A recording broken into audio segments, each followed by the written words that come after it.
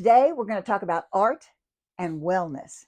As a person with a chronic illness for the last half of my adult life, creating and appreciating art has shown me that the two things can coexist peacefully. Creating art for me is the opportunity to escape my worries, my stresses. I'm not thinking about how I'm feeling. I'm thinking about where does the next brush stroke go? Is that warm or cool, or is it too far away? Have I created depth? That's what I'm thinking about. I'm not thinking about, whoo, I can't breathe. My heart's kind of going. I'm not feeling very good. Stick around to the end and you'll find out what colors you might want to use in your home to bring on feelings of wellness and calm. So, my objectives for art and wellness are I have a number of on this list. It releases pressure, it helps me to see better. Artists need to see what it is they're looking at, and they need to see it in depth. So, this helps me to physically see better. Changes my mindset. When I come in my studio to paint, again, the thought process changes, and I'm not thinking about how I'm feeling, and I'm thinking better thoughts. I'm getting motivated, I'm getting interested, and I'm feeling lighter. It opens me up to other possibilities. I'm not just thinking about this. I'm thinking, oh, well, I could do it like that, and I could add this, and so it changes a lot going on in the brain. It unleashes my creativity. I have been a creative person since itty bitty childhood. I always had a table of cut up construction paper and toilet paper centers and all kinds of stuff on this little table in my room. And my mother was like, "You've got to clean this up." I'm like, "I use it. I need that." So I've always been creative. And so this helps me to unleash that, to let it go, to not think about, oh, well, this is going to make a mess. I don't care about that. It calms my fears. Now, that's an interesting part because my mindset has changed. I'm feeling lighter, and things are looking different to me, and it calms me down. And that list can go on and on depending on you and how you create art and how it makes you feel. 20 years ago, 22 years ago now, I was really, really sick. And it was on my bucket list to learn to paint, but my time frame was pretty short. And so I I thought I've either got to learn how to do this or I've got to quit. I've got to figure out a way to quit thinking about it all the time. I couldn't look out there at anything and not think, how would I paint that? How would I get that shadow on there? How would I get that, like, that color is the same color as that, but it's not the same color in my vision. So how would I do that? I mean, I just couldn't think of anything. I couldn't look at anything without thinking, how would I paint that? So I had to learn to paint, even though I was a short timer, the surgeons all said. But um, I was horrible. I was horrible. I mean, I just, and it was 22 years ago. There was no internet. There was no easy way to learn anything. There was lots of stuff out there if you already knew stuff. There wasn't anything for beginners. What do I buy in the store? What kind of paint do I need? What kind of a brush should I buy? Well, now you can find that in lots and lots of places, including on my place.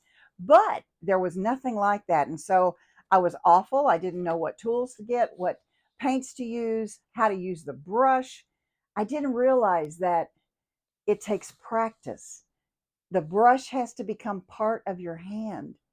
And then after a while, you're not thinking about how to use it. It just goes. It just kind of flows there for you. So I needed that at that particular point in my life. I needed it. I didn't just really want it. I really needed it. When you think about color, color can also change how you feel. Red is a very hot color. It's associated with two things, two very incredible emotions: love and hate, Cupid and the devil. And so it can bring out lots of emotions, good and bad. Talks you associate it with warfare, and its dual nature can be problematic, especially in thinking about how it affects somebody. So in a you might not want red in your bedroom where you want to calm down, because this lifts your, it can even change your blood pressure. Color can actually change your blood pressure, and red changes it more than any other color.